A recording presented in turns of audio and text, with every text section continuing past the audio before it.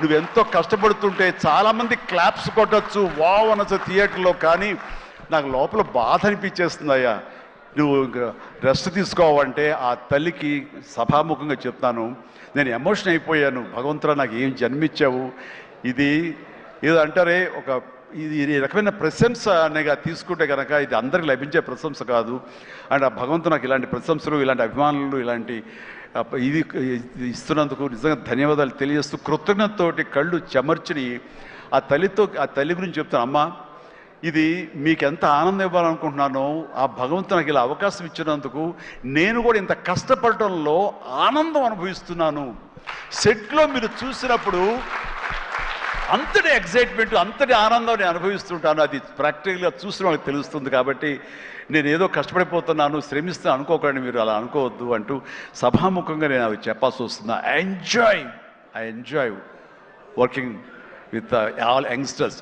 మీకు ఈ శక్తి ఎక్కడి నుంచి వస్తుందంటే కనుక మీ నుంచి వస్తుంది. నన్ను ఆనందపడేవాడు, నన్ను చూసి ఆనందపడేవాడు, నన్ను ప్రశంసించేవాడు, నేను కావాలని కోరుకునేవాడు, నాకు ఇంకా లాంజివిటీ కావాలని కోరుకునేవాడు, చిరంజీవి ఇంకా ఈ ఇండస్ట్రీలో ఇంకా రాణించాలి, ఇంకా ఎంతో మీకు ఆనందాన్ని ఇవ్వాలని కోరుకునే వాళ్ళ కోరిక ఉంది చూసారా, ఆ కోరిక తాలూకా పాజిటివ్ ఎనర్జీని నేను గ్రహిస్తూ నేను అంత ఎనర్జైజ్ అవుతున్నాను, అంత కష్టపడి పనిచేస్తాను, ఈ జన్మ ఉన్నంత వరకు మిమ్మల్ని అలరిస్తూనే ఉంటాను. అందుకని దీనికి తుది లేదు, ఇది కొనసాగింపే తప్ప. Thank you very much. ధన్యవాదాలు అండ్ జై హింద్.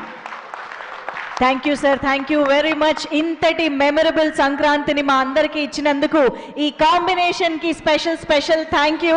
అండ్ ఈ కాంబినేషన్లో మరో సంక్రాంతి, మరో పండుగ కూడా రావాలి అని మనస్ఫూర్తిగా కోరుకుంటూ very special thanks to megastar Chiranjeevi గారు అండ్ విక్టరీ వెంకటేష్ గారు.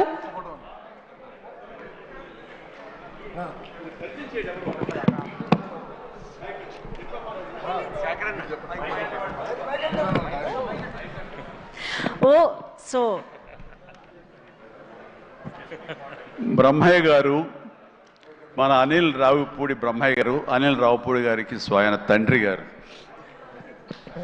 ఈయన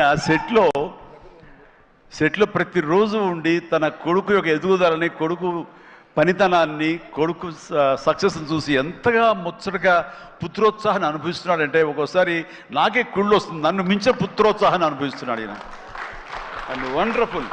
కష్టపడి ఒక డ్రైవర్గా, ఒక ఆర్టీసీ డ్రైవర్గా రేయింబవళ్ళు కష్టపడి కొడుకుకి మన ఎంఎస్ చదివించి అక్కడ కాదు కొడుకు ఇది ఇష్టం అంటే కనుక అటు తీసుకువెళ్ళి సినిమాలకు వెళ్ళమని ఎంకరేజ్ చేసి, అసలు సినిమాల్లో అనిల్ రావుపూడి చెడగొట్టిందే ఈ వ్యక్తి అండి.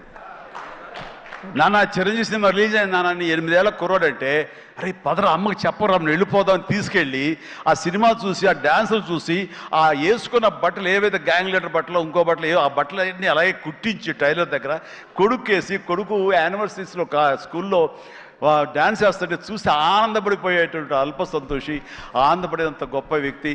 అండ్ తన కోరిక, కొడుకు మీద తను పెట్టుకున్న ఆశలు, ఈ రోజు నా కొడుకు ఇంత సక్సెస్ఫుల్ డైరెక్టర్గా ఉండి సూపర్ స్టార్స్ని తను డైరెక్ట్ చేస్తుంటే ఎంత మురిసిపోతుంటాడంటే, ఇంతకంటే జన్మకి ఏం కావాలి ఒక తండ్రికి. Congratulations and wonderful. ప్రతి నిమిషం ఆస్వాదించండి, ఆనందపడండి ప్లీజ్. వావ్, ఒక ప్రౌడ్ ఫాదర్ ఇంకొక ప్రౌడ్ ఫాదర్ని అభినందించడం చాలా సంతోషంగా ఉంది. ఎస్ హలో, నేను ఆఖరి స్పీచ్ హీరోగా తర్వాత ఎవరు మాట్లాడకూడదు, ప్రోటోకాల్ కాదు, కానీ మీరు ఆ ఛాన్స్ తీసుకున్నారు, మీకు మాత్రం అర్హత ఉంది, మాట్లాడండి. బీటెక్ చదివాడు, గుంటూరులో బీటెక్ చదివేటప్పుడు థర్డ్ ఇయర్లో 3 సబ్జెక్టులు పోతే నేను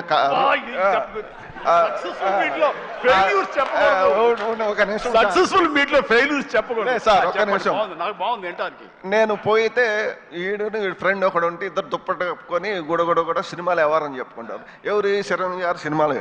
చిరంజీవి గారి సినిమాలు వారంలో ఆదివారం 3 సినిమాలు చూస్తాడు.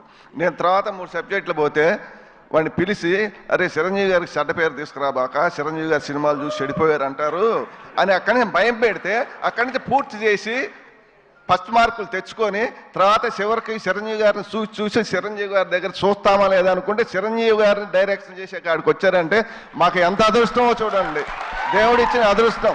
చిరంజీవి గారిని అసలు దూరాన్ని నుంచి చూడండి, అప్పుడు టికెట్లు తీసుకురావాలంటే చొక్కాలు దించుకొని తీసుకురావాలి టికెట్లు. అలాంటి చిరంజీవి గారిని చూస్తాం అనుకోలేదు.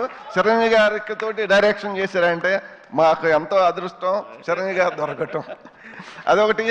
మేము లాస్ట్ షెడ్యూల్లో Kerala first schedule Kerala shooting చేస్తుంటే అంతమంది జనంలో నన్ను పిలిచి చిరంజీవి గారు భోజనాన్ని తీసుకెళ్ళి ఆయన చేతుల మీద భోజనం పెట్టాడు. అప్పుడు షూటింగ్ నేను పోతా సినిమా ఎట్లా వస్తుంది అని అడిగాడు.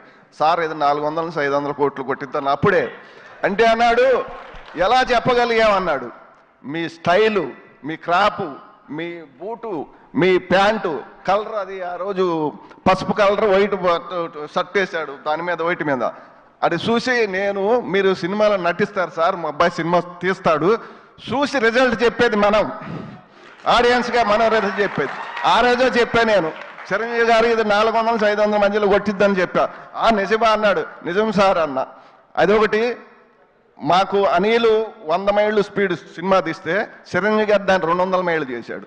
ఒకరోజు నేను ఇంటి దగ్గర వాడు రాగానే సాయంత్రం పడుకున్నప్పుడు, అబ్బాయి తెల్లారి షూటింగ్ ఎన్నింటికని అడుగుతా, నాన్న నన్ను 9ంటికి లేపో 10ంటికి లేపో అంటాడు.